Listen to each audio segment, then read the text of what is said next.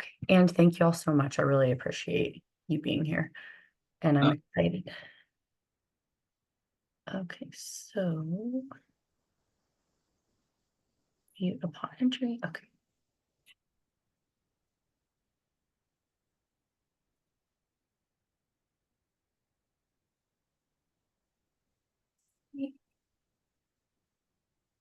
Hit everybody.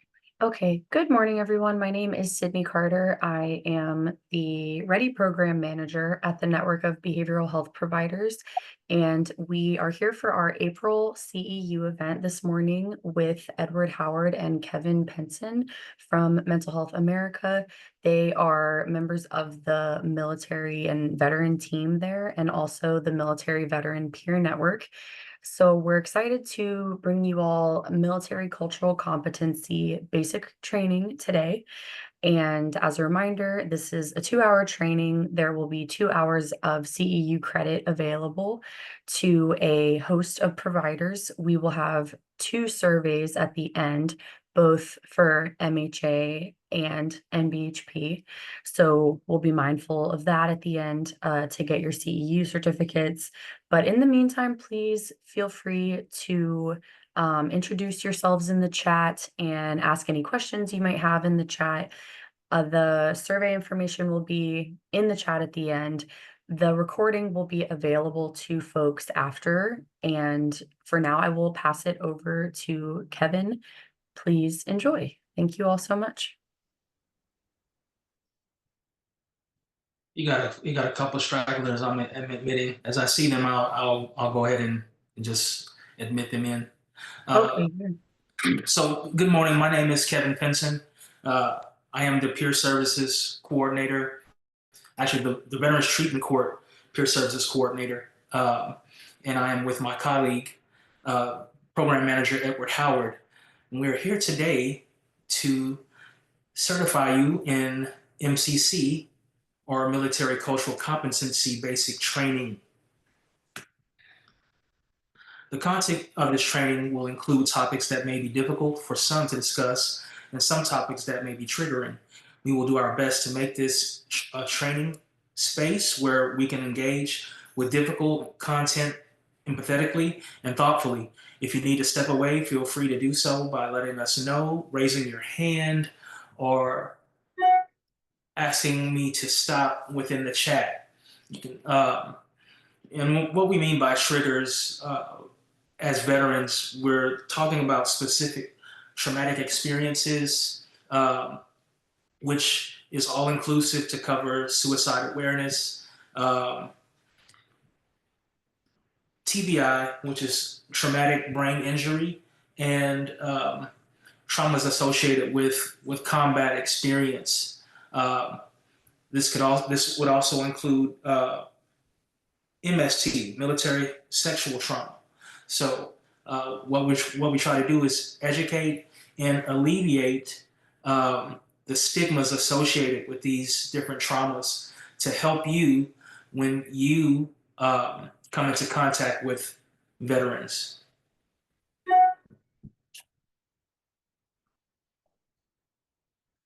MVPN and peer support introduction. The VMHD mission statement is ensuring access to competent mental health services for service members, veterans, and their families. VMHD accomplishes this task by providing training, certification, and technical assistance across Texas, connecting veterans in need directly to local services. VMHD also works with partners at the national, state, and local level to address veteran-specific issues. So a couple of those affiliates would be Veteran Affairs. You have the Harris Center, and you have local nonprofit organizations such as MHA throughout Houston. The MVPN network, our purpose is to facilitate services to engage service members, veterans, and families in Texas. MVPN offers community-based solutions through a network of service members, veterans, and their families through an active group of veteran peers. Myself and Edward are actual peers. Uh, and it's important to outline that within the community, it not only encompasses the service members, but also the service members' families. Very important because uh, when veterans go through these different experiences, when they serve and they go on deployment, the responsibility of the family is left on that spouse. So, in essence, the family the family members, they serve as well. Uh, okay, so just remember that. Peer services coordinators. Program services are delivered to SMVF, which is Service Member Veterans Family, by trained and certified peers and TBC certified peer service coordinators who have similar lived experiences with a high level of military culture competency. Okay.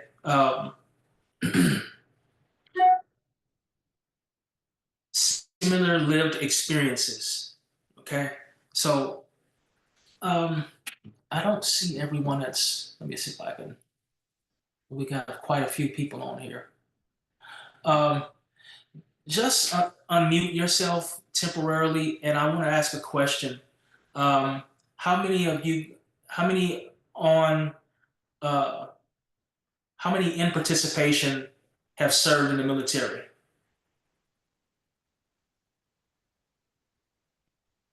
Me. Feel free to use the chat also if it's easier. Yeah, use the chat. I'm sorry. Just go ahead and use the chat. And Edward, give me that number that you get. So while y'all are doing that, I'm just saying that to say that asking that question because um, when you come into contact with a veteran and that veteran has experienced a certain level of trauma or a certain degree of anxiety or pressure within the military, well, what happens is that you will be able to detect that. You will see that that person may have a certain level of hypervigilance, or may have, or may exert certain levels of anxiety. So when we talk about ourselves, and I mean myself and Edward, we both have combat experience. So the lived experience, it comes. Uh, it comes by way of traumatic experiences in combat. So we can detect and we can sense when there's a problem. And what the purpose here is to help you de-escalate or refer that veteran to the next level of support without a problem. Military cultural competency. What about working with veterans makes you, and what we're going to do is we're going to do a little exercise. Um, and we will start with Miss Sydney. What about working with veterans makes you interested?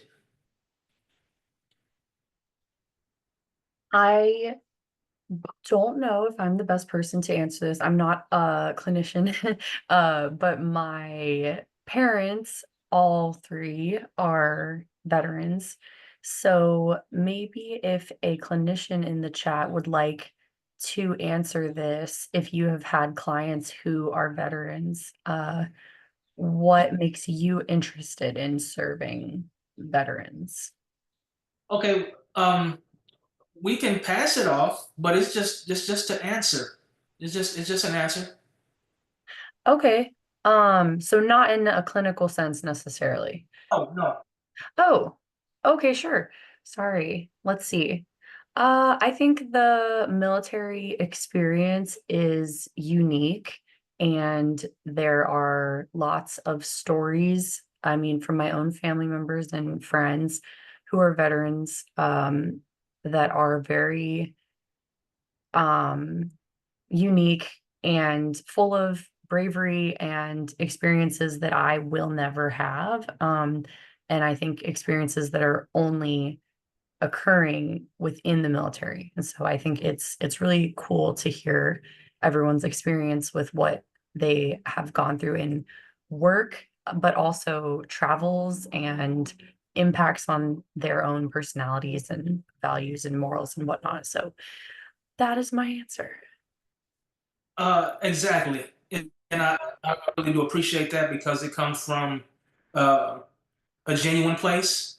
And I appreciate that answer because it helps us feel appreciated as veterans, you know, because we do all have unique experiences. And that's the beauty of this thing. When you're able to sense that there's a problem or a veteran that's in need, he or she is just wanting someone to listen and to get him the immediate assistance that he's served and deserves. So thank you for that, uh, Miss Anike.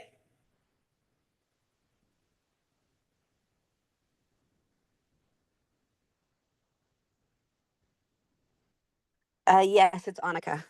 Annika, I'm sorry. What about working with veterans makes you uncertain?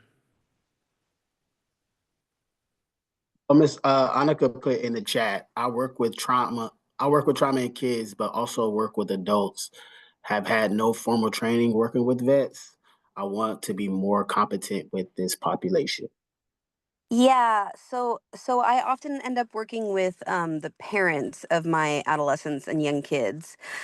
And a lot of times I have dads and moms that have trauma through through their experience as vets, and I really appreciate parents who are willing to seek therapy, while they're struggling with their whole family structure. And I just feel I just feel unprepared. I'm not familiar with the culture, and I'm not familiar with this specific kind of trauma. I more have a background of childhood trauma, so that's why I wanted to learn about it.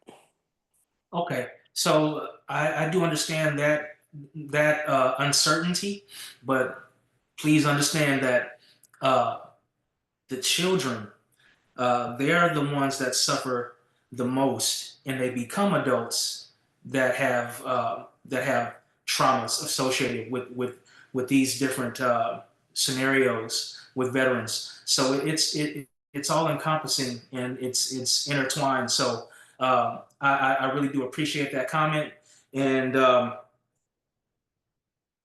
I think it's very important that you're working with those children of those veterans because that's a direct reflection um, of some of the things that they see, how they're influenced by different behaviors that are experienced. Example: veteran goes on deployment. Uh, Spouse, and this is interchangeable. It could be male or female, because women serve too. So that's important to outline. But that spouse has to take on the responsibility of the family, and there are a lot of uncertainties involved when that person or that veteran is deploying and leaves all of that responsibility on the spouse.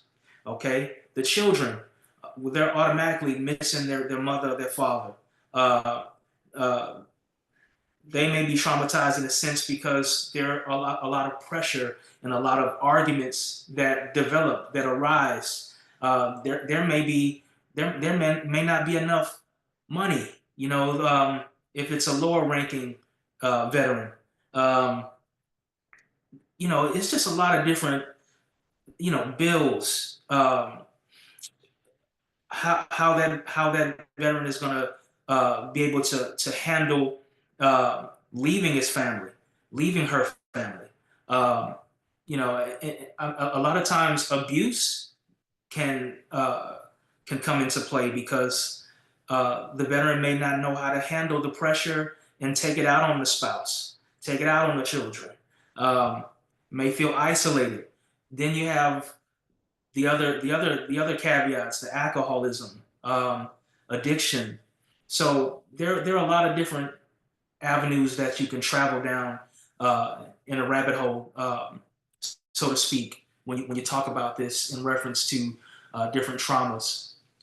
Uh, Ricardo, uh, actually, let's go with. I'm sorry, we'll go with Gabriella. What makes you intrigued about working with veterans?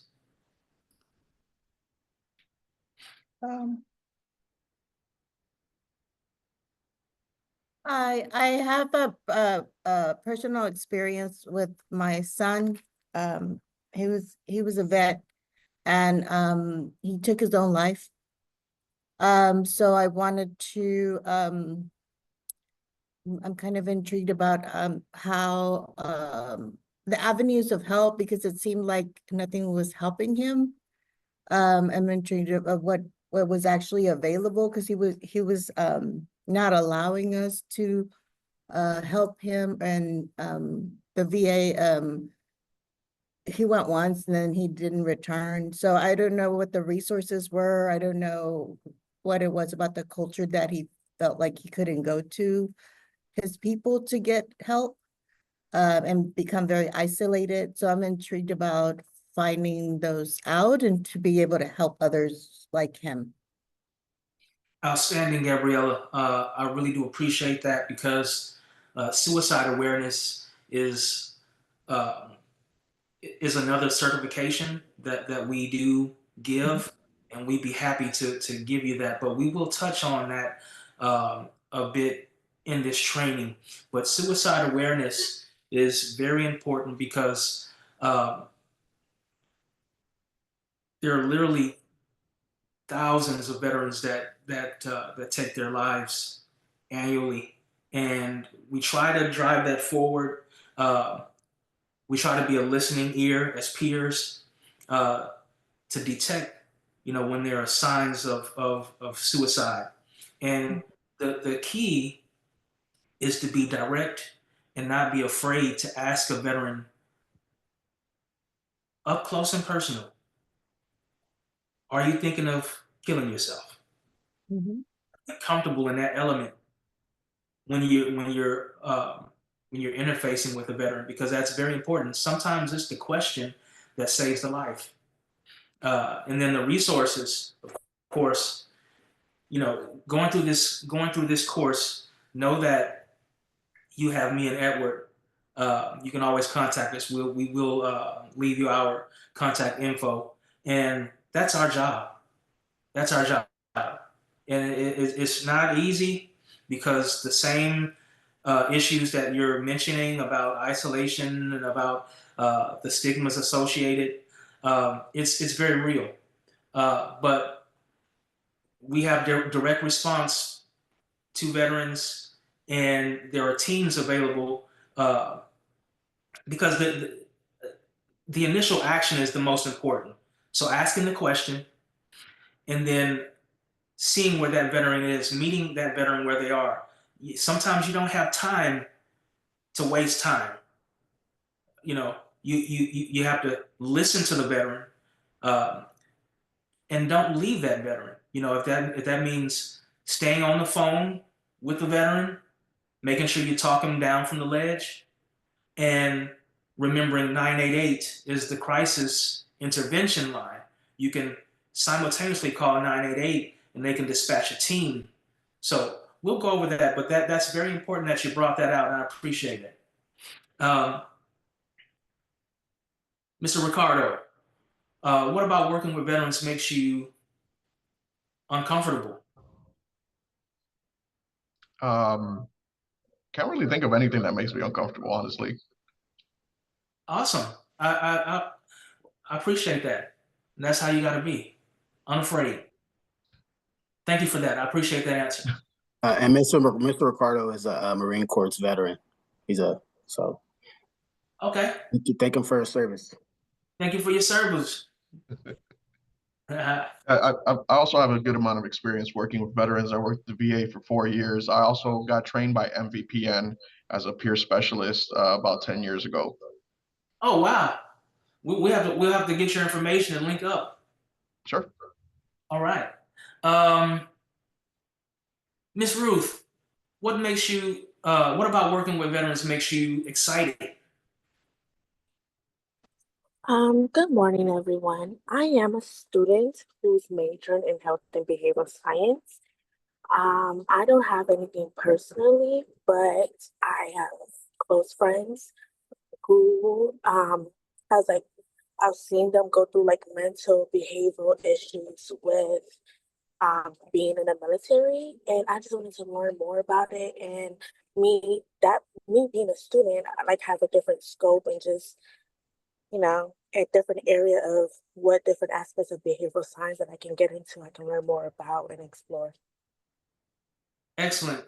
There's no incorrect answer. I appreciate the participation. It's just exercise to make sure that that we're engaged, and your answers have been extraordinary. Um, Before we move on, I would like to make sure somehow if that's with who's the host? I'm very bad with names. Did she leave? No, you're the co-host. What's the issue? No, I just want to make sure that we connect and we kind of form a network with the people that are in the group, so we can we can all reach out and just kind of develop a network. Okay. All right, Yeah, I'll definitely share all of the participant information afterwards. excellent. We're gonna move on. Military culture 101. Military culture competency is your ability to have a positive impact on veterans, uh, and hinges on one simple question: do you understand their culture and how it clashes with elements of society? Now, you may not be able to, unless you're a veteran, you probably are saying, how does it clash? Well, it clashes because you have what you're used to seeing as a civilian. Uh, it's different in the military, okay? And where you're in a close knit community of active duty service members that are serving, uh, it's a known fact that 1% of Americans serve in the military. That's a minute number, but if you break it down, what would help you understand that is that when you have uh, a Navy ship, let's say a carrier, you have approximately 3,500 crew members that serve on that carrier. And then you have the different detachment. You'll have an air detachment. You have your SEAL teams and what have you, and you end up with about a rounded number about 5,500, uh, including your air department. Now you have 5,500 individuals on a ship expected to run basically a city, okay, and the numbers are minute because you got to think about uh, you're expecting that small amount of people to basically defend the nation, and then that's a large ship. So in a battle group, you have approximately 8 to 10 ships. So two submarines, a couple of you have the carrier, you have your amphibious ships, and your smaller uh, uh, warcrafts that that basically defend. But those numbers are very very small. You might have about 500-600 people, sometimes 300 people on a small boy. So it's just small numbers compared to uh, the numbers we see out here in the real world.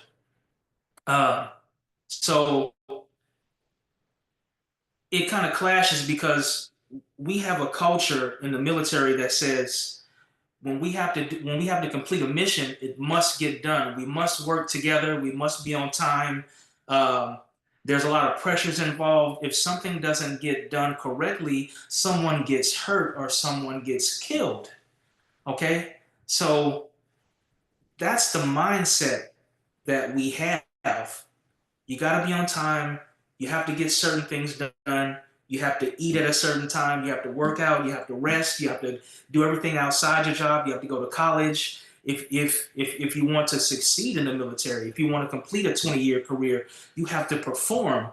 It's more than performance. It's going above. It's going beyond. It's being there for your people. It's being there for your family. It's being successful at your job. It's meeting all these different criteria of working out, staying in shape. Excelling outside in your communities, doing different things within your community. I could keep going on and on, and it's still etched in my being. Okay, so if you can understand just by me communicating with you those different things all in a nutshell, you understand that it's a totally different culture, because most people in your average society, they don't think at that type of level, and they're not uh, inclined to want to do that much in a day. They just don't want to. So it's a different type of mindset. Your military branches include your National Guard, U.S. Army, United States Navy, United States Marine Corps, United States Coast Guard, Department of the Air Force, and your Space Force. This slide just encompasses all of your branches, and it's important that you understand that everyone is served, you know, and this represents those different branches of force. Positive aspects of military culture. It promotes camaraderie. If you don't know what camaraderie is, it's a military term that talks about togetherness, people working together, and just having a good teamwork atmosphere. Bonds the different ranks and occupational specialties together. Strengthens their resolve to serve the military, the nation, and each other. Establishes a deep and lasting sense of loyalty and commitment to fellow peers. Um, that commitment goes a long way, because when you're in the military, you learn to work together. Um, you learn to be passionate about team. Um, you have to learn how to shed self, in some form of or instance. Some people are naturally selfish, but really to work together, you have to kind of shave off the superfluous parts of yourself. You can't think about self all the time. It comes a time where you have to come together as a team, because it's the only way to accomplish the mission. Examples of military ethos. I am a soldier, sailor, Marine, airman, or guardian.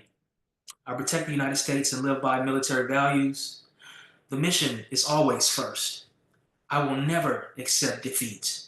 I will never leave a fallen comrade. I am an expert. I am a guardian of freedom and the American way of life. Uh, these are literally tenets. This is what we take an oath for when before we go to boot camp. And these are values, militarily speaking, uh, that we really do take to heart. Military myths and negative stereotypes. Myth: all military serve in combat operations. Myth: all veterans have PTSD and other mental health conditions. Myth: all veterans use the VA. Myth: all veterans get money when they are discharged. Myth: veterans are dangerous.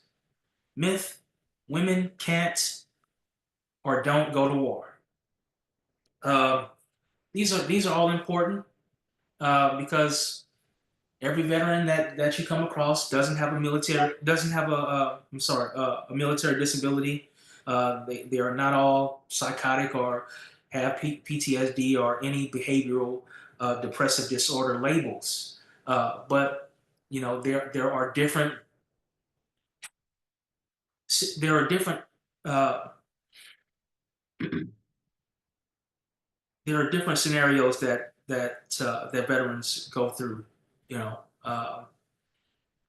as I mentioned before, you have traumatic brain injuries, you have military sexual trauma, MST, which all individuals are not comfortable talking about. Okay, you have to have a conversation with a veteran, and you have to listen. Usually, what happens is once that veteran is comfortable with you, it'll just come out. It'll just come out. But then that's your opportunity to engage and get that veteran the proper help that he or she needs. How does culture impact military families? Frequent family relocations, repeated long-term deployments, stress on family dynamics and marriages, potential for parental absences, higher percentage of blended families, financial strain, higher risk of interpersonal violence. These are several of the things I mentioned earlier. Issues unique to military couples, married at a younger age. Now, I like to stop right at this one because this happens a lot in the military. You see these young couples, they're not ready. First thing they do is get married. Uh, Sometimes it's so they can uh, get the benefits of being married because you automatically get spousal pay and um, when you have children, you get extra money for that. So a lot of times they jump into it too early, uh, and that may not be the specific reason. It may just be because they think they're in love, but they haven't thought it through yet. So that becomes an issue because when they get deployed, they won't necessarily be together, and a lot of things happen with young people when they're immature, um, and that creates different problems, um, different temptations associated with that. And as I said, sometimes when we talk about marriage, it's very important because that's a sacred a sacred relationship, a sacred bond, and we see this time and time again where these young couples they end up divorcing very early, because they just were not mature enough to handle uh, that vow. Geographic separations. Okay, uh, the term that's utilized for someone that's separated from their spouse because of deployment is called geo-bachelor. Uh, and one spouse may be in one location and the other spouse is in another. So again, certain stressors are involved when you're talking about uh, being away from your spouse. Uh, Unpredictable schedules. Um, if you're forward deployed, this means that you can be deployed at a moment's notice. Myself and Edward were forward deployed. What this means, if it is a wartime scenario, or if it's just a simple deployment or workup, you have to get your finances in order. You have to hand off those responsibilities to your spouse. You have to pack a sea bag uh,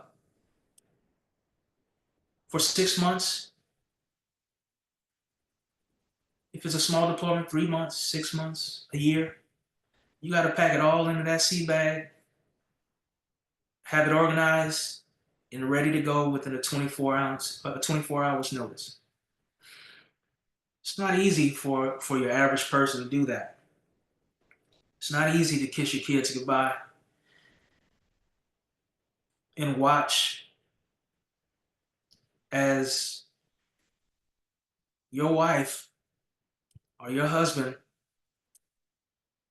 is on a pier waving goodbye as you sail off into the water. It's not the easiest thing to do. It's not the easiest thing to do. It's not. Unavailable for treatment. I believe this is where your therapy is very important, and a lot of times when veterans are go, they often forget about themselves. They forget about self-help. They forget about seeking treatment. It always gets swept under the rug. If you're constantly on deployment, back and forth, and re-engaging with family after deployment, and trying to make sure that home is taken care of, and then flipping and going right back out on deployment, where's the time? Where's the time for self-help? You literally forget about yourself because you're going so much. Legal issues. If you're not paying attention to your bills, if you're going through a divorce, if the service member has gotten into trouble, NJP, non-judicial punishment, these all play an important part, because just like in the civilian world, when you get arrested for, well, you just get arrested for whatever. There's NJP, non-judicial punishment, for service members when they go out and mess up. Stigmas associated with mental illness. These are all issues unique to military couples. Some of those stigmas associated with major depressive disorders. And when I say major depressive disorders, I mean anything with anything under that umbrella. So that could be PTSD, that could be bipolar, that could be schizophrenia, that could be psychosis. Okay, all of these things, all of these mental illnesses play a part, because when you're constantly being flailed back and forth between mission, between family, between deployment, between stress, between combat, it starts to create a pressurized environment mentally. Okay, so I'm kind of giving you a blueprint on how a serviceman or a servicewoman, how they may be feeling on the inside. Okay, next slide. Positive aspects of active duty military culture on the family. All families have access to healthcare services. All military members receive life insurance. Military family members can receive educational and job support benefits. Some private organizations provide discounts to military members and their families. Military recreation benefits, housing allowance, or housing provided. Free mental health counseling for service members and their family. One thing I'm most appreciative about is uh, Veterans Day. I love going out on Veterans Day because you just receive so much love uh, from the community, and I enjoy those meals so much. To the fact that when they recognize that you are a veteran, or they see your whatever campaign you certainly, I always wear like I Operation Enduring Freedom or Operation Iraqi Freedom, a shirt or a sweater, a sweatshirt or something, and just to get into the different conversations with uh, with individuals, that want to talk to you, that might just want to sit down and have a meal with you, or just say thank you for your service. It means so much because I think those who do serve, they just do it because they felt called to do it. They felt a devotion to duty, a devotion to country, and when it's reciprocated and given back in that manner, it really means a lot. And I just want to say thank you to you guys for appreciating us. Transition is different for everyone. Many have a bumpy transition, others, they have some hurdles, and some transition uh, goals barely visible. Your transition starts from, it really starts uh, 6 months to a year before you actually retire or you finish your enlistment. Okay, and there's a lot of things that are involved with that. Where are you going to work? Uh, where are you going? Are you staying? Are you going to transition if you're overseas? Are you going to become a civilian and work over in the neighboring country? Are you coming back to the States? Do you have children? Does your spouse need passports? Where are you going to stay? Uh, if you don't have a home, are you going to buy a home? Are you going to utilize your VA benefits? Uh, um,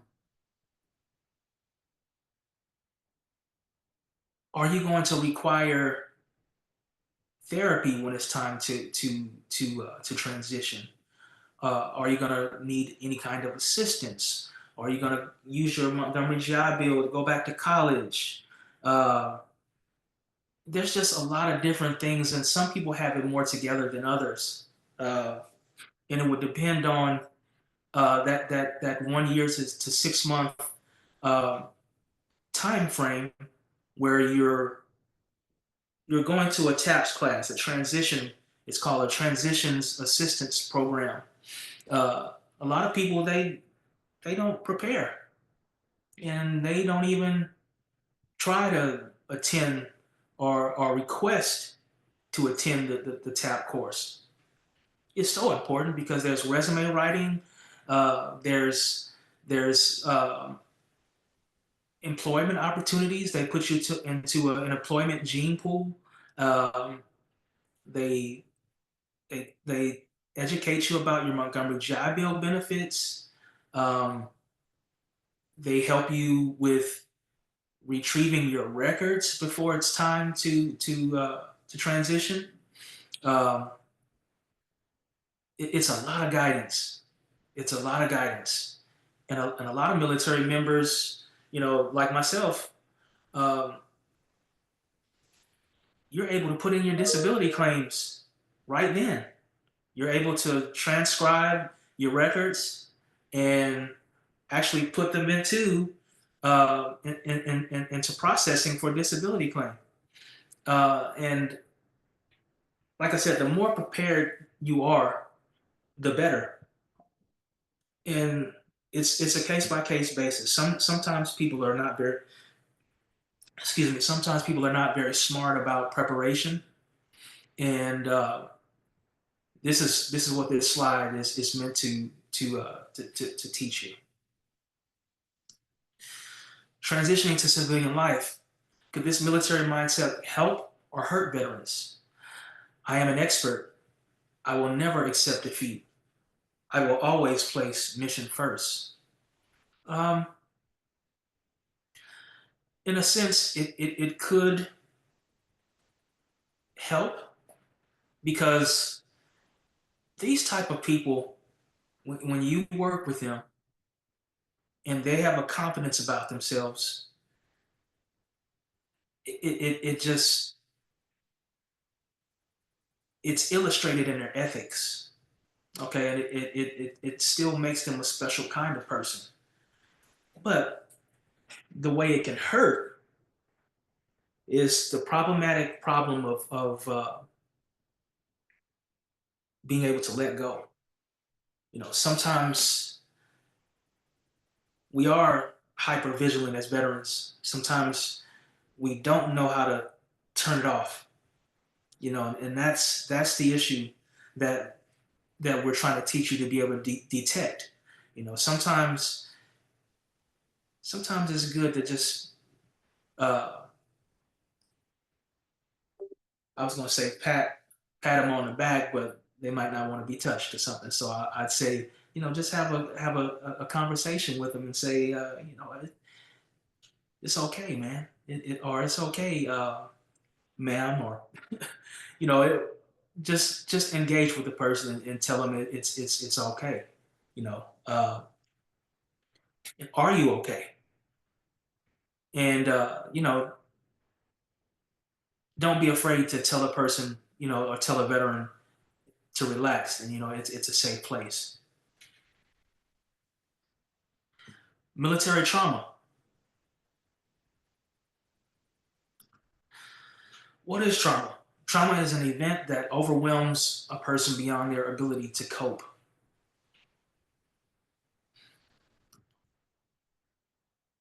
Common types of trauma in military settings: seriously injured people, human remains, blast explosions, mortuary duty, near misses, seeing others die, motor vehicle accidents.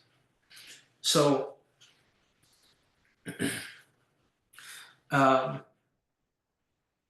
I know Edward served in areas where they had blast explosions. Um, I served in Iraq, Afghanistan, witnessed a lot of explosions, uh, burning oil fields, um, and these things they remind you in flashbacks. So it's difficult to see movies at times. When these type of things are depicted, because it reminds you of places that you served. But through therapy, you learn to deal with it, and you're thankful that you were able to make it through those events and get back home. Okay, because for a person that served 20 years and went in at 17, uh, deploying directly uh, to Iraq, Saudi Arabia, and all that, it was quite difficult, because in a young mind, you immediately you're wanting to go home, but you can't, so uh, PTSD stands for post traumatic stress disorder. What is PTSD? Exposure to actual or threatened death, serious injury, or sexual violence in one or more. Sorry about that. Cut that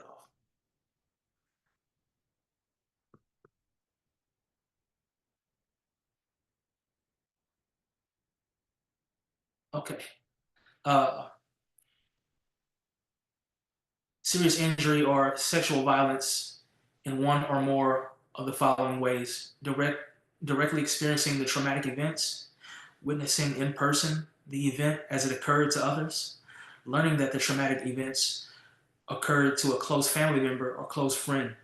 In cases of actual or threatened death of a family member or friend, the event must have been violent or accidental. Experiencing repeated or extreme exposure to adverse details of the traumatic events. Um, One thing that I want to outline that's not here is moral injury. You may, people are of different faith, and spiritual backgrounds, but when you're brought up a certain way and it goes against your morals and you witness it and you're afraid to do something about it or afraid of the culture, because it becomes sort of like cliques and people expect you to uh, conform to whatever everyone else wants you to do, or it's cool because everybody else is doing it, but you have a certain morality about yourself that says no, this is wrong, and it goes against your standards. That's very prevalent in the military culture, very prevalent, and you have to be careful because sometimes when you stand up for yourself, uh, your morality makes you become uh, the outsider. Okay. PTSD symptoms, negative thoughts or feelings that begin or worsened after the trauma, inability to recall key features of the trauma, overly negative thoughts and assumptions about oneself of the world, exaggerated blame of self or others for causing the trauma, negative affect, decreased interest in activities, feeling isolated, difficulty experiencing positive affect, trauma-related arousal and reactivity that began or worsened after the trauma, irritability or aggression, risky or destructive behavior, hypervigilance, heightened startle reaction, difficulty concentrating, difficulty sleeping. So a lot of these symptoms uh, evolve into different problems like sleep apnea, um, sometimes not being able to sleep, insomnia, where you have to take various medications uh, to induce your sleep, uh, because a person is constantly thinking about those situations or different traumas that they have experienced. Moral injury. We just talked about this, but here we go. An act of serious transgression that leads to serious inner conflict because the experience is at odds with core ethical and moral beliefs is called moral injury. I just wanted to make sure that was important to me. I kind of jumped the gun.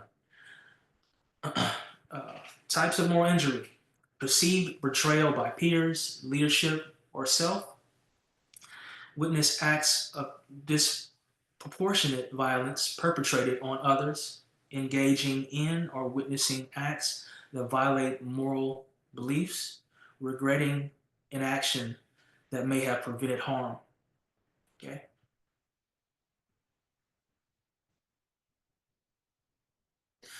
Moral injury reaction: shame, betrayal, guilt, sorrow, regret, and alienation.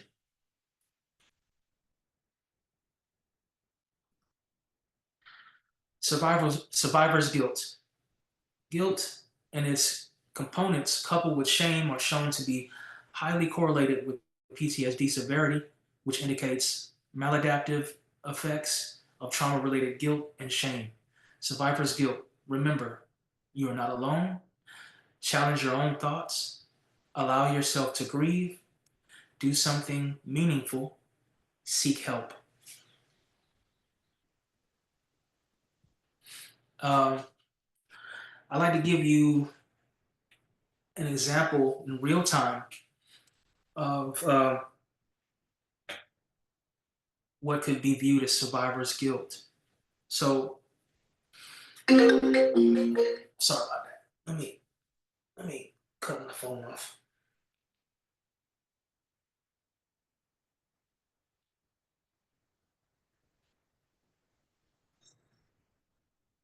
Okay, powered off.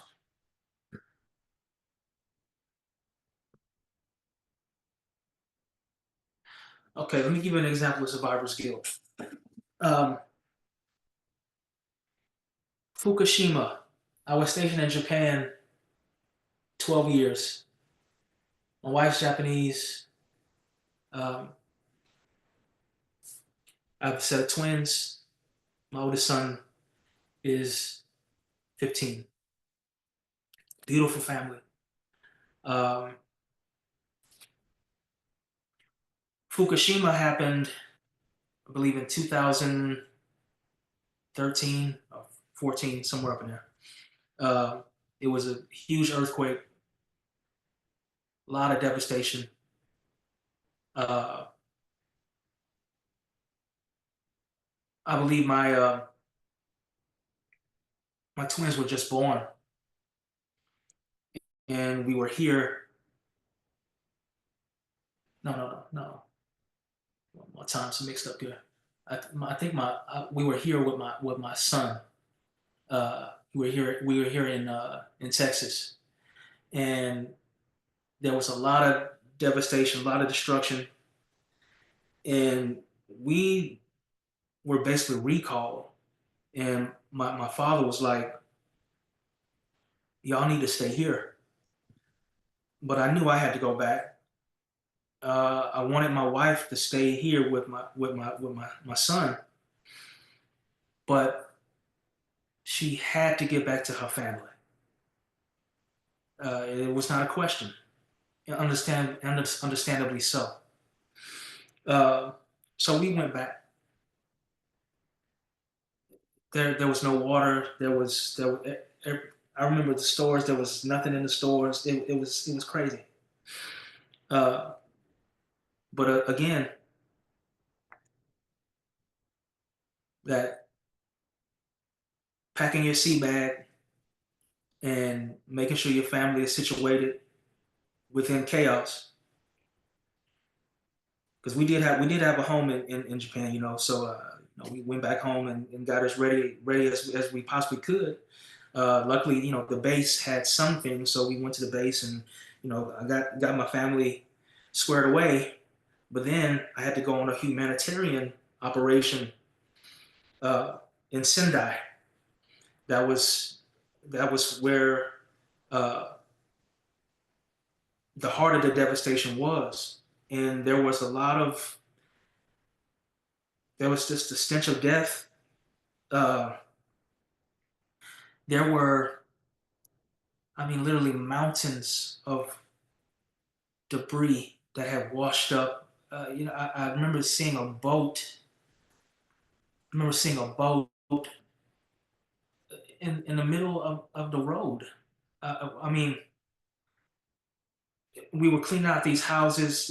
We just did as much as we could together, as a unit.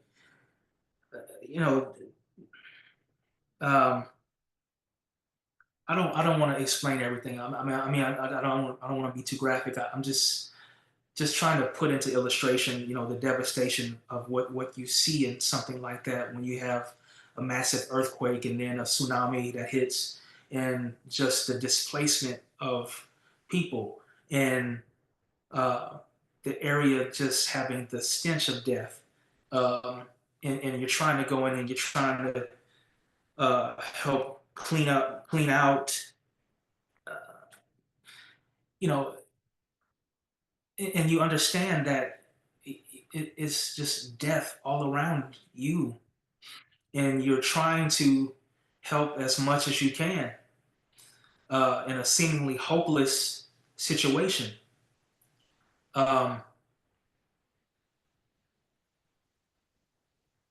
we try to give you examples in real time so you can feel the importance of this training. So I hope that you understand, that survivor's guilt, it plays a specific importance for me, because I've seen some things. I know Edward have seen some things, that make you remember, and you also are thankful, to be alive and to be able to help others. I've always had the integrity and the want to help others. I've been some places in the world, uh, Thailand. Uh, they had a couple of huge events 2009, 2006, where we had to deploy for the earthquakes and tsunamis over in the Asia Pacific and Thailand. So I've always felt that humanity was very important, and you know for civilians to see these things in the news, and for military response to be on those different ships that responded to those different world catastrophes. Uh, I was always incensed that I was going to go out and I was going to make a difference. I was going to help, you know, and that's very near and dear to my heart. Next slide. MST, military sexual trauma. The VA and DoD, Department of Defense, term for sexual assault or sexual harassment occurring during military service. Sexual assaults may be military on civilian or civilian on military, but the most common reported assaults, or 53%, are by military on military. Reports of sexual assault have increased more than 11% in combat areas compared to 8% in non-combat areas. Sexual assault is not gender biased.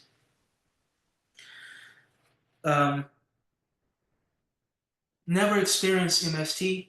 However, I know the importance of the awareness and the stigmas associated with it, because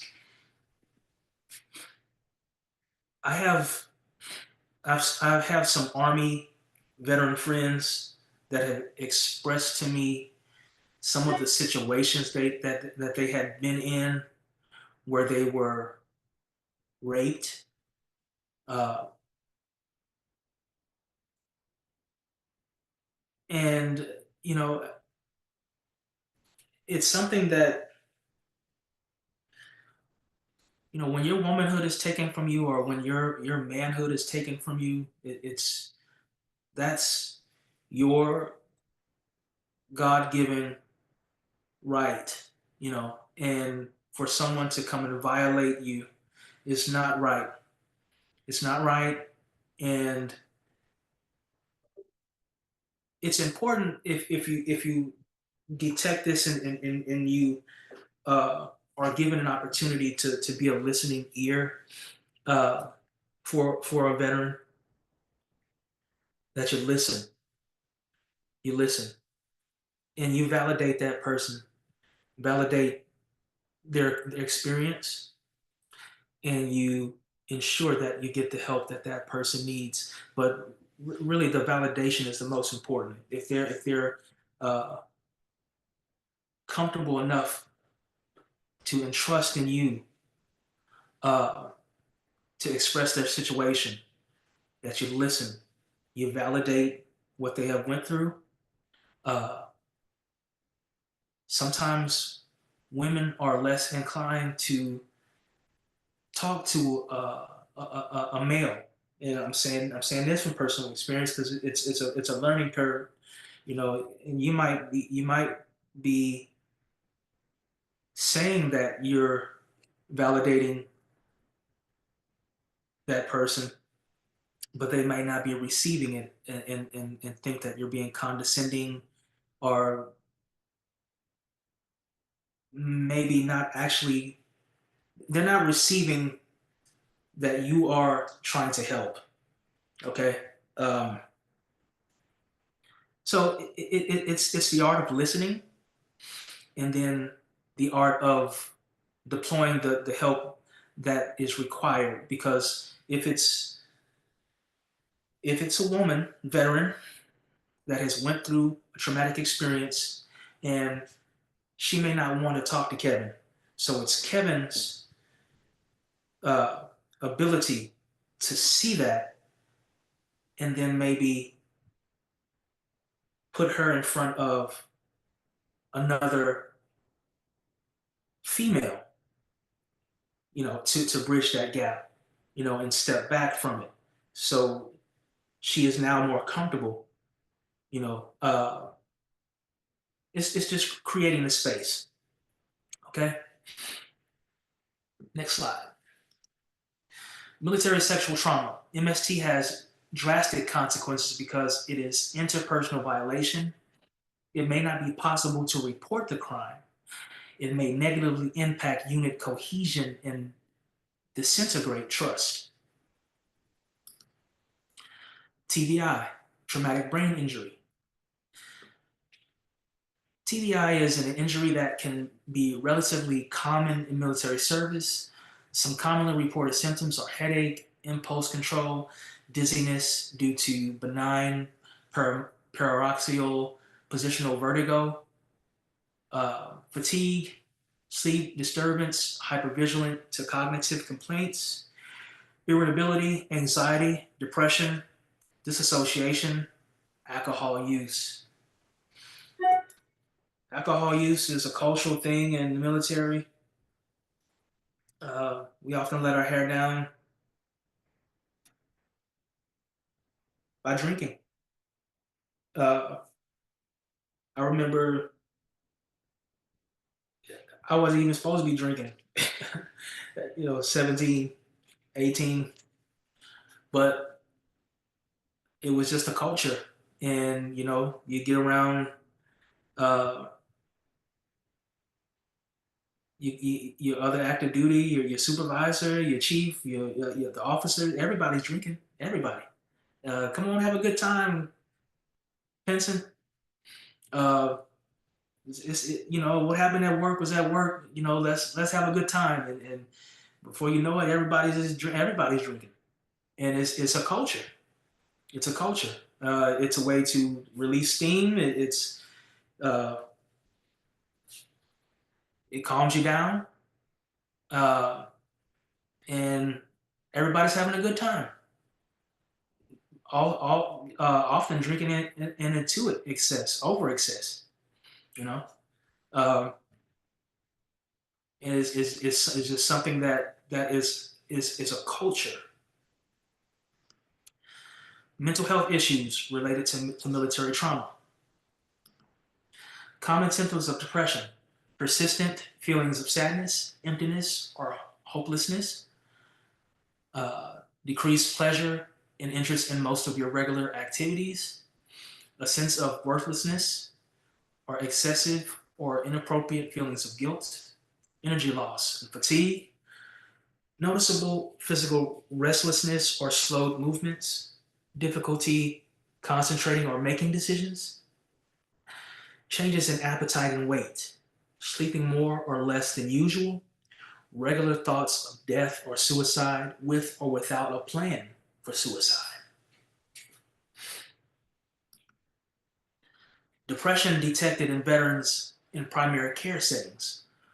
1 in 3 veterans has symptoms of depression. 1 in 3. 1 in 5 veterans needs further evaluation for major depression. 1 in 8 to 10 veterans has major depression that requires psychotherapy or antidepressants. I want you guys to remember something. When you see a DV plate that stands for a disabled veteran, okay? Disabled veteran does not mean someone has lost a limb all the time or something that is visually seen, obvious, okay? When you think about that, and you think about that there's 1 in 3 veterans that has symptoms of depression, and 1 in 5 veterans that need further evaluation for major depression, go back to your DV plate and remember that that veteran may have something unseen. Okay? Very important. Quick ways to spot depression. Over the last 2 weeks, how often have you been bothered by little interest or pleasure in doing things, feeling down, depressed, or hopeless? If the answer yes to both questions, encourage the person to get mental health assessment with a primary care provider or mental health professional. If they're apprehensive about going to the VA, you can always refer them to us as peers, and we can find some alternate help for them. Veteran PTSD and substance use. Excuse me. Among military service members, odds of having PTSD was 28 times higher in those with versus without substance use disorder. Most veterans, 85%, indicate that their substance use increases when their PTSD symptoms get worse. So, meaning when they're having episodes, they result to drinking or substance abuse. Signs of substance use problems. Substance use symptoms or behaviors may include feeling that you must use the drug regularly and intense urges to use the drug, needing more of the drug to get the same effect over time.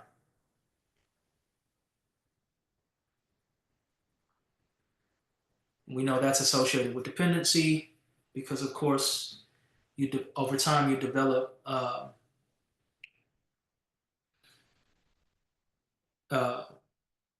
it basically takes more of the drug to get that same type of effect. You become kind of immune to it. Common coping statements. It helps me to feel normal or accepted. It helps me handle things. It helps me handle difficult emotions. It helps me to fit in and not feel different. It helps me to feel less worried or sad. It's not a big deal. I can quit. I can quit whenever I want. It helps me to forget my problems. It helps me deal with the tension. It helps me to fall asleep or sleep better. I'm not hurting anyone.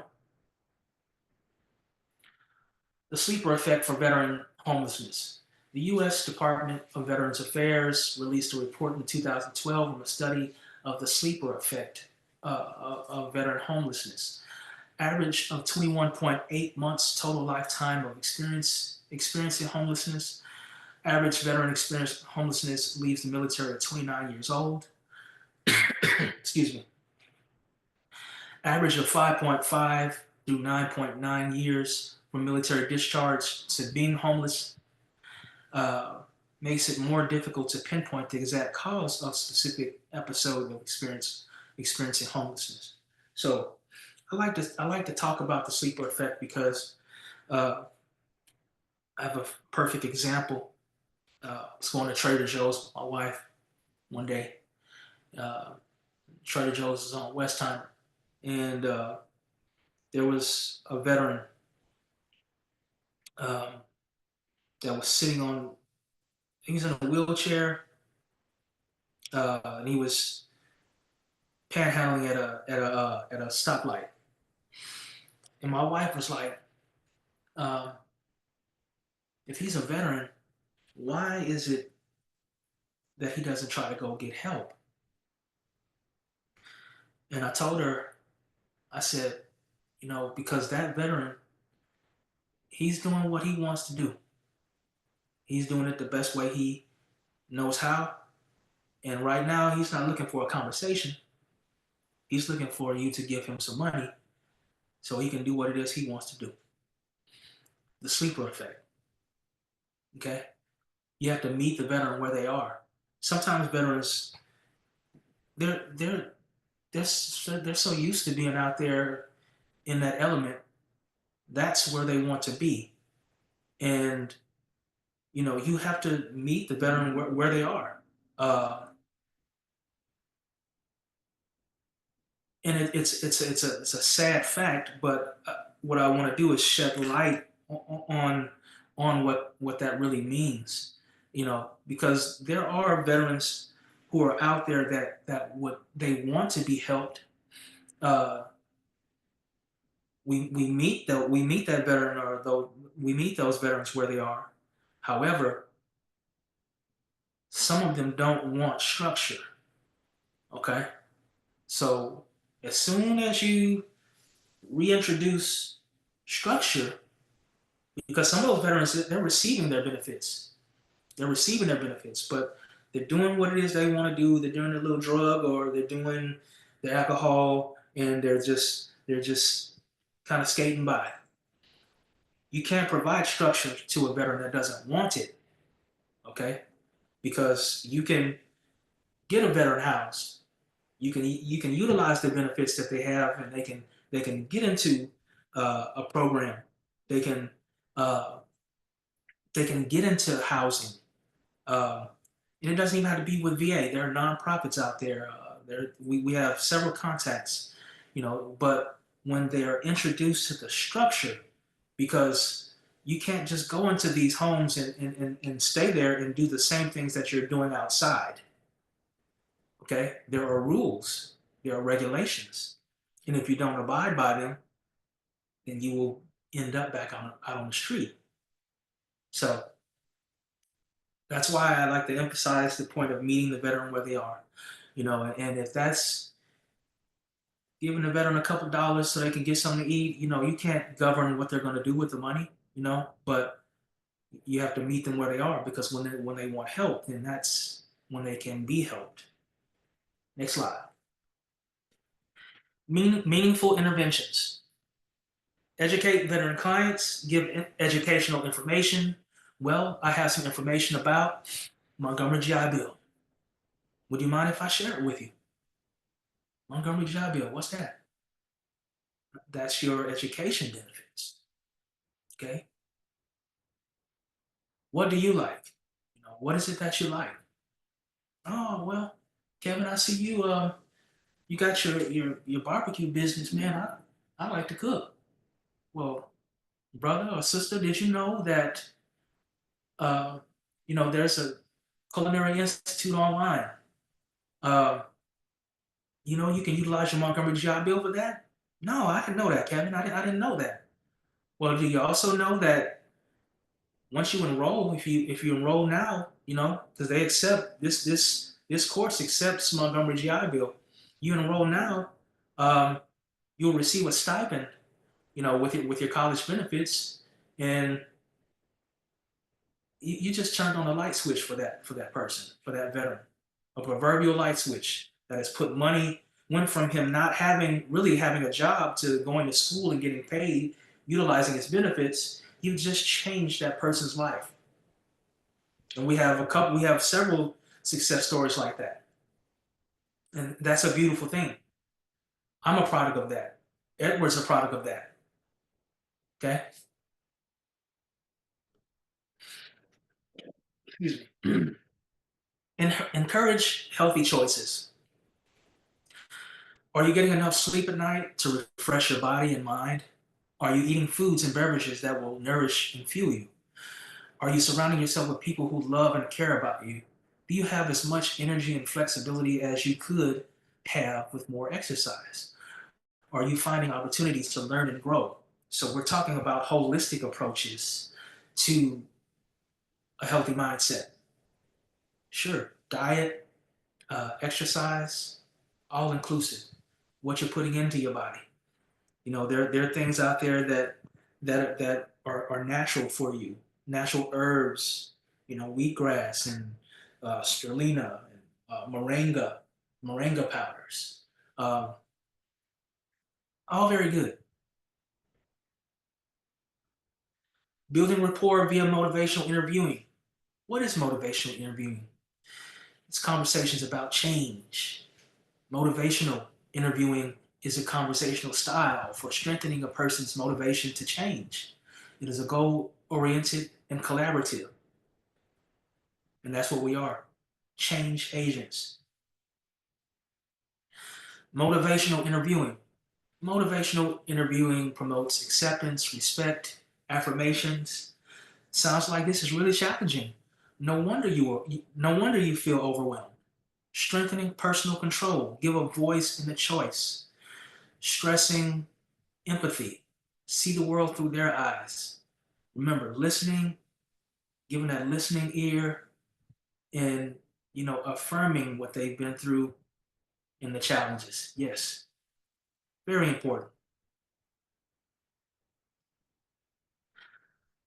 Motivational interviewing, ORS, open-ended questions. Invites participant to tell their story in their words, not yes, no. Affirmations recognizes strengths, acknowledges behaviors must be genuine and congruent. Reflective statements. Validation results in empathy and trust, motivation to change. Summary, conversational recap ensures understanding of intention by listener. We call that repeat backs in the military. Repeat backs. Repeat back means when we're on the fire team and we have a scenario of a fire on the ship, it's dark. We can't see, but we know what the fire is. We've located it. On your fire team, you're on the hose. Advance on one eye. Advance on one. Repeat. Advance on one. Advance on one eye. That's repeat backs. So your teammate hears you, and the teammate in the back of you, all the way back to the water source, hears and advances on that hose. So you put that fire out in the darkness. What happens if you are using motivational interviewing techniques and someone expresses suicidal ideation?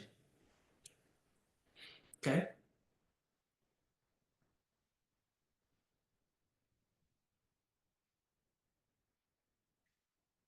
So the question is, I was trying to see if that, I didn't think that was an answer on there. If a person expresses suicide ideation, you stop immediately. You stop immediately and you assess the problem. Okay? Remember, remember you always are not afraid to ask the question. But if they've already expressed it, then you stop and you see about that person. You see about that person's well-being. You talk them back from the ledge, and you ensure that you are telling that person that you are not leaving them. You're not leaving them. You're not going anywhere. And you ask them a question. Can I please call with you to the suicide crisis line? So while I'm here with you, they can send a team over to you. And that's the way you deal with that situation. Why is knowing suicide prevention resource important? In 2020, approximately 46,000 people died by suicide in the United States. That is one death every 11 minutes. Suicide is the 12th leading cause of death in the US. There were 6,146 veteran suicide deaths in 2020, an average of 17 veteran suicides a day. Suicide rate among veterans remains 57% higher than that of civilian adults. In Texas, there were 3,924 people that died by suicide. There were 526 veterans who died by suicide in Texas. Firearms are the most common method used in suicides. Roughly about 70% of veterans' suicide deaths were via firearms.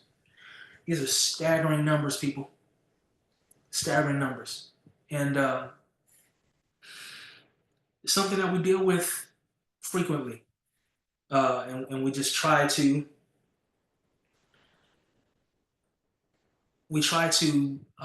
deter suicide as best we can by educating and just by being there, being present.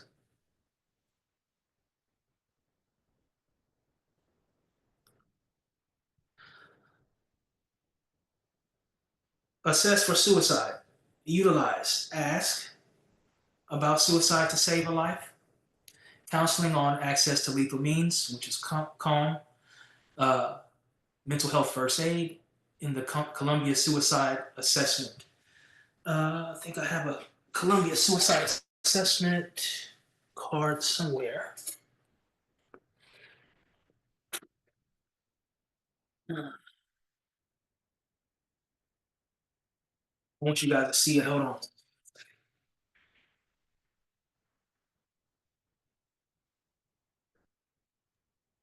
While he's looking for that, these are also some of the trainings that we provide. The gatekeeper training is the ASH training, the counseling on access to lethal means is the call. The mental health first aid training, we used to facilitate that training ourselves, but now we outsource it to the Harris Center, and they run the training for us. All we would need is, for any of y'all to show interest, and we will send the email to them, and then they will set the training up. That training is also an 8-hour training, so it will be a full day training. And he's showing you the Columbia Suicide Assessment. I'm sure some of you guys have seen this before because there's clinicians in here, but it's just for reference. Thank you, Edward. So, basically the Columbia Suicide Assessment, one says, have you wished you were dead or wished you could go to sleep and not wake up within the past month? Have you actually had thoughts about killing yourself? Yes or no? Have you been thinking about how you might do this? Have you had thoughts and had some intention of acting on them? Have you started to work out or worked out the details of how to kill yourself? Did you intend to carry out the plan?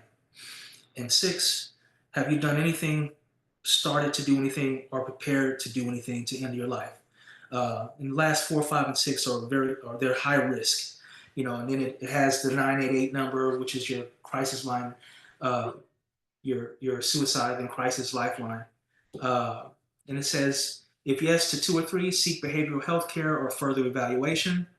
If the answer to 4 or 5 or 6 is yes, get immediate help and call or text 988.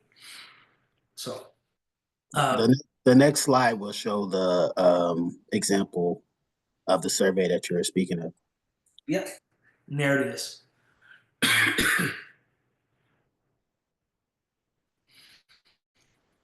And so I showed you showed you the card because we carry those and we give them out for reference.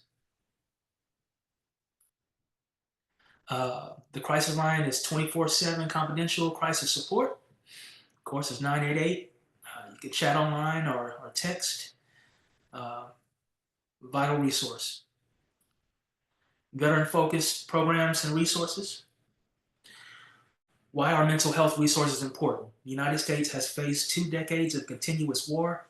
Proximity to combat or when separated from active military service can be particularly stressful.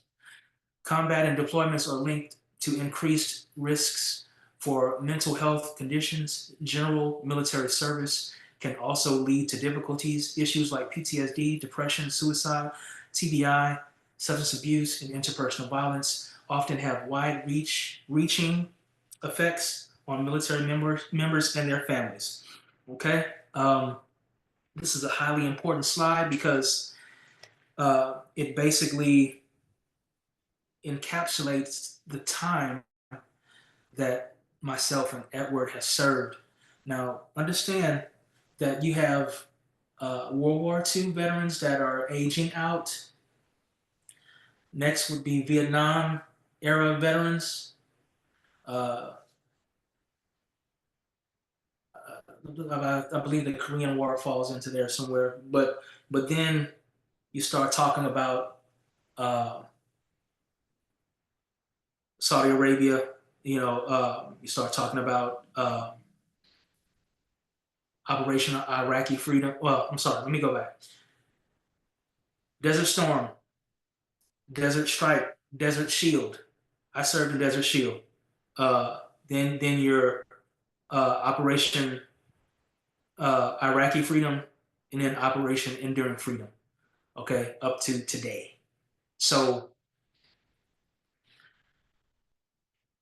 the aging veterans, the stigmas were enforced then. Okay, and most of those individuals did not receive help or compensation. Okay, some of those individuals are just receiving their benefits before they pass on. Okay, your Vietnam War veterans uh, will be like our fathers and uncles, and we've got a lot of disability claims pushed through for these individuals. Okay, but talking in real time about today, uh, we are going to have a flood of veterans coming back home with these different problems and issues. It's going to be a flood because now we are more uh, inclined to pay attention to behavioral health. It's in the spotlight now. Okay, so there's a uh, an education about mental health awareness, and it's very important. So what you're learning here today is going to help you in the future, to deal with uh, seeing veterans that you encounter and being able to get them the assistance that they need. Veteran benefits based on discharge status. So we have different levels of discharge. You have your honorable, general under honorable conditions, other than honorable, OTH, bad conduct, discharge, dishonorable. So we all know that a dishonorable discharge is the worst kind uh, because you don't have any benefits. Okay, but we also can work with regional to put in an appeal on case by cases to get that dishonorable upgraded to a possible uh, bad conduct or OTH. That's on a case by case basis. Uh, it just depends on how that veteran was discharged or what offense. And you know, usually what we're trying to do is we're trying to get that veteran some type of benefits so it can at least go to the VA and have proper care, for the time that they served. When we talk about a person that has uh, discharged under normal circumstances, honorable, those benefits apply if they're from Texas. They qualify for the Hazelwood Act. The Hazelwood Act is college after your Montgomery GI Bill. So for uh, Texas natives, you can go to college after you've exhausted your Montgomery GI Bill benefits and continue on with college to get a doctorate if you'd like to. Um, Property tax exemption, which means uh, depending on what percentage you have, you could have anywhere from 50% to 100% property tax exemption. 100% tax exempt if you're 100%. Free driver's license, 30% rating disability to qualify for VLB or Veterans Land Board, because there are properties and there's land that veterans can purchase at a discount. Um, Home improvements and land loans, 40% disabled at least. Veterans preference for jobs, federal employment, uh, hiring, hunting license, military credit, state park access, and state burial. On the 26th, is that open house that you consider photography? Okay, next slide. Veterans programs and resources. Federal agencies are your VHA, which is your Veterans Health Administration, VBA, your Veterans Benefits Administration, national organizations, or DAV, Disabled American Veterans, VFW, Veterans of Foreign Wars, and your American Legion. Your Texans Veteran Commission are your VA claims, benefits, and VCSOs, education, employment, entrepreneurship, healthcare advocacy, women's veterans program, fund for veterans assistance grants, veterans mental health department. Veterans Mental Health Department, across all programming, the TVC has the broadest definition of veteran regardless of discharge status, the branch of service, or having served one day or an entire career. The same broad definition applies to family. All services provided across Texas Veterans Commission programming are offered freely to all who are in need. JIV is Justice Involved. That falls under what I do as a peer with the Veterans Treatment Court. Military veterans involved in criminal justice system are a vulnerable population warranting attention because of their unique needs. Again, all encompassing because veterans who have experienced trauma often come out and do things that are out of order and on case-by-case basis. Pending judge approval, they can enter the Veterans Treatment Court program, and as long as they follow the comprehensive program and they are compliant, meaning not utilizing alcohol or substances, because they are screened regularly, and as long as they graduate my program, they can have their records expunged. JIV Justice Involved Resources, the Texas Veteran Commission JIV program works to improve veteran services across the entire criminal justice continuum. They collaborate with the local jail and state prison systems to better ensure that incarcerated veterans have access to veteran-specific services and programming. The JIV program managers serve as a resource to provide technical assistance and training to VTC courts across Texas. Homeless resources. Veterans are more likely than civilians to experience homelessness. Like the general homelessness, the homeless population, veterans are at a significantly increased risk of homelessness if they have low socioeconomic status, a mental health disorder, and/or history of substance abuse. Because of veterans' military service, this population is at higher risk of experiencing TBI and post-traumatic stress disorder, both of which have been found to be among the most substantial risk factors for homelessness. Veteran Provider Program. Mental health veteran resources. Training and technical assistance is available to licensed clinicians, mental health organizations, and direct care staff.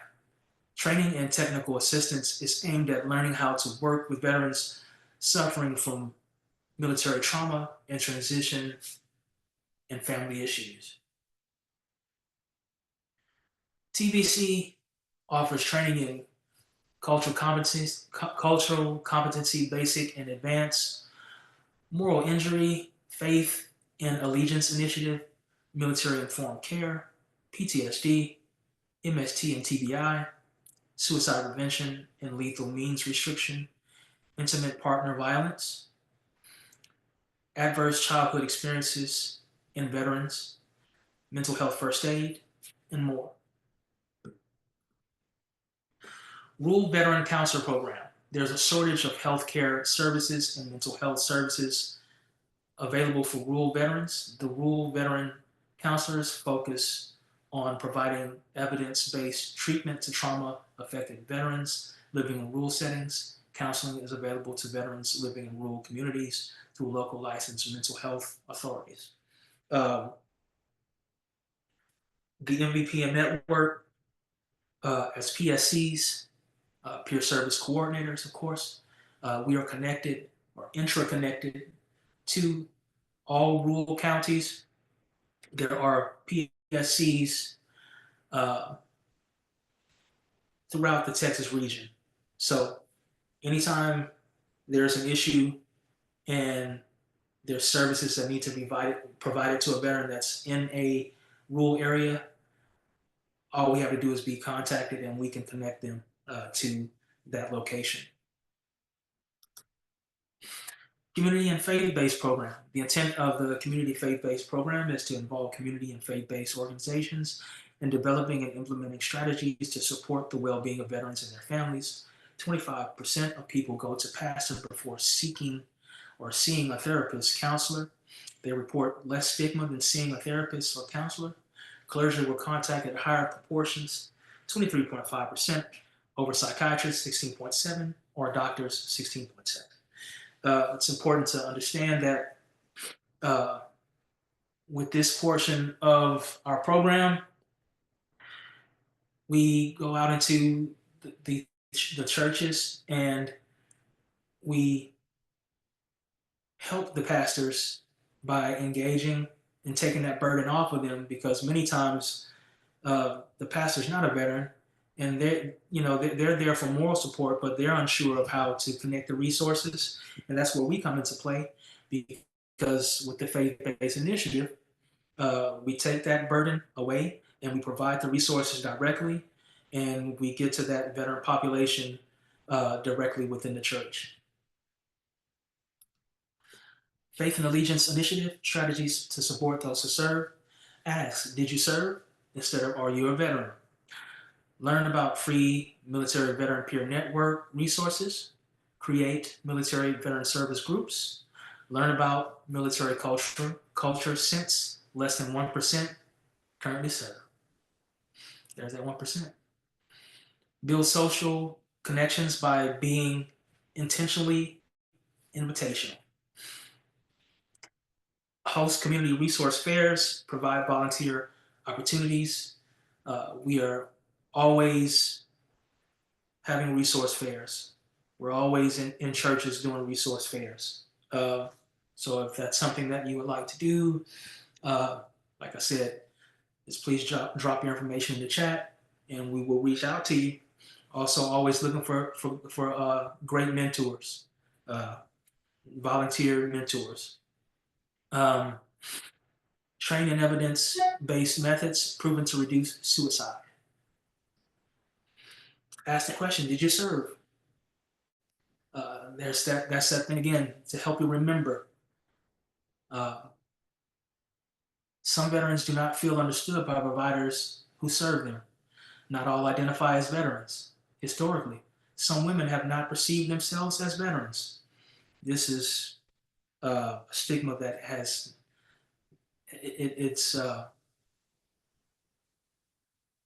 women are vitally important to service, and they do some things that are very amazing. Okay, very amazing. And I've served with single mothers who were just phenomenal, and they were serving, active duty, deployment, taking care of their child, and making it happen. So my hat is tipped off to our women veterans. Builds rapport and may result in greater disclosure of presenting concerns and better referrals. MVP and peer support. Peer services coordinators help with the following. They teach and model skills that help recovery. They help with personal goal setting and problem solving. They help with learning new coping strategies and improve their self-management over their mental health problems. They empower those they serve. They help them identify their strengths, supports, resources, and skills. Services provided. The MVPN provides service including direct peer-to-peer support, training on suicide prevention and military cultural competency, services to justice-involved veterans, coordination of mental health, first aid, warm handoffs, and local resources based on the individual needs of the veteran and family. Get connected. Training, self, peers, family or staff, community events, support groups, veteran services, network, social connection, and volunteer opportunities. the Service Member Family, Veterans Family Peer Support in Texas. This map is just showing you kind of the broad spectrum of Texas and the different areas we serve.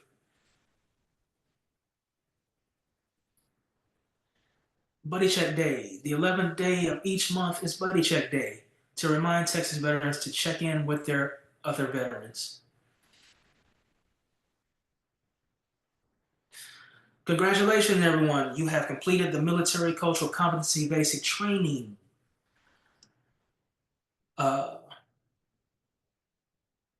We're going to put our contact information within the chat. And if you could, go to this QR code and fill it out, please. I'm going to go into the chat, put my information in. If you'd like to share yours, please do. We will reach out. I hope that the message and the training has been beneficial, that you take something away with it. And I appreciate the opportunity to certify you. Thank you very much. Okay, thank you so much, Kevin and Edward. I really learned a lot in this training. Even though I did share, I have family and friends with military backgrounds. I thought this was a wonderfully informative and super interesting training, and I appreciate you all so much. I put our NBHP survey in the chat, and Edward put the survey for MHA as well. So make sure you see both of those. Taking the MHA Qualtrics survey, yes, and then NBHP survey, we will be able to get you your CEUs in that way.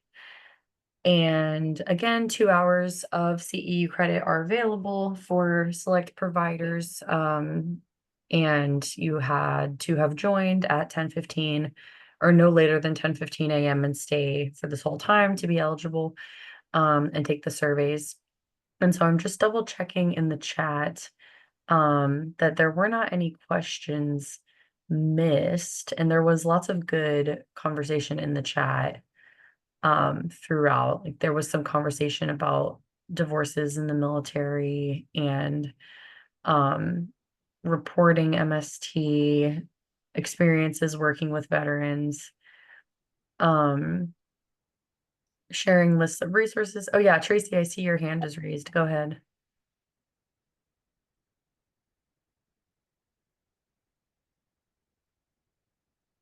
Do you have a question, Tracy?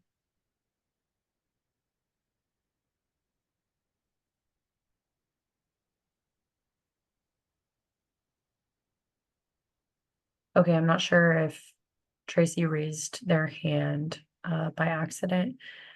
There was some conversation about honorable and general honorable discharge. Let's see.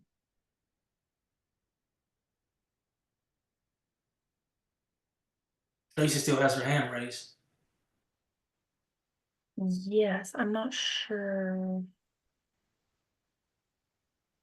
Okay, she was on mute, now unmuted.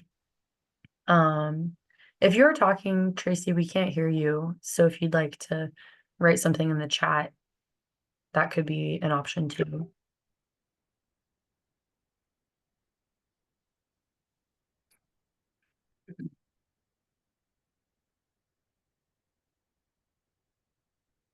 Okay, so I will just leave that then.